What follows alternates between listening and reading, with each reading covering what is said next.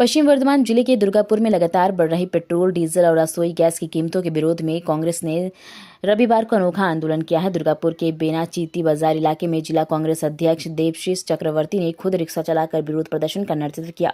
कांग्रेस नेताओं का कहना है कि ईंधन और रसोई गैस की लगातार बढ़ती कीमतों से आम लोगों का जीवन बेहद कठिन हो गया है। जनता की परेशानियों को सामने लाने के उद्देश्य से यह अभिनव आंदोलन आयोजित किया गया है। रविवार को बेनाचीती बाजार क्षेत्र में कांग्रेस कार्यकर्ताओं और समर्थकों ने रैली और प्रदर्शन किया। हाथों में तख्तियां लेकर और केंद्र सरकार के खिलाफ नारेबाजी करते हुए प्रदर्शनकारियों ने महंगाई और जलावनी तेल की कीमतों में बढ़ोतरी के खिलाफ अपना विरोध जताया।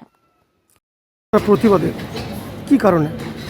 দেখুন, নির্বাচনের আগের থেকে আমরা বারবার বলে আসছিলাম মানুষের কাছে যে 5 রাজ্যের নির্বাচন প্রক্রিয়া শেষ হলেই মোদী সরকার তারা পেট্রোল, ডিজেল, রান্নার গ্যাসের দাম বাড়াবে। তখন কিন্তু এই বিজেপি নেতৃত্ব বলছিল কংগ্রেস মিথ্যা কথা বলছে, ভুল বলছে। আর ভোট মিটতে না মিটতেই দেখা গেছে রান্নার গ্যাস, পেট্রোল, ডিজেল, সিএনজির দাম বৃদ্ধি পেয়েছে। স্বভাবত আমরা যেটা বলেছিলাম সেই ঘটনা সত্য প্রমাণিত হয়েছে।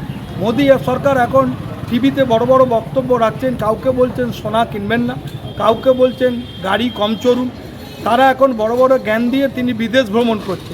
আমরা তাই তার দৃষ্টিভঙ্গিকে ফিরিয়ে আনার জন্য আজকে আমরা প্রতীকী রিক্সা এবং সাইকেল নিয়ে এই বিক্ষোভ কর্মসূচি করেছি যে মানুষ তাদের অর্থনৈতিক সংকটের জন্য তেল কিনতে পারছে না। দেখছেন পেট্রোল পাম্প ফাঁকা, সেখানে আসছে না মানুষ, তাই আদিম যুগে ফিরে যাচ্ছে।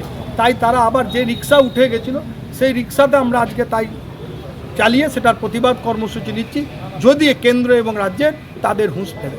আপনার নাম? দেবেশ চক্রবর্তী, জেলা কংগ্রেস সভাপতি। বলো। কংগ্রেস কোনোদিনও কোনো গঠনমূলক বিরোধিতা করে না। আজকে যুদ্ধের পরিস্থিতি গোটা বিশ্ব জুড়ে সমস্যার সৃষ্টি হয়েছে, তেলের সংকট দেখা দিয়েছে। তার মধ্যেও ভারতবর্ষ স্টেবল আছে।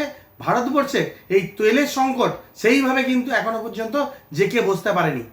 কিন্তু কংগ্রেসের একটাই কাজ, মানুষকে বিভ্রান্ত করা, মানুষকে ভুল বোঝানো, আর সেই কাজে করতে তারা নেমে পড়েছেন।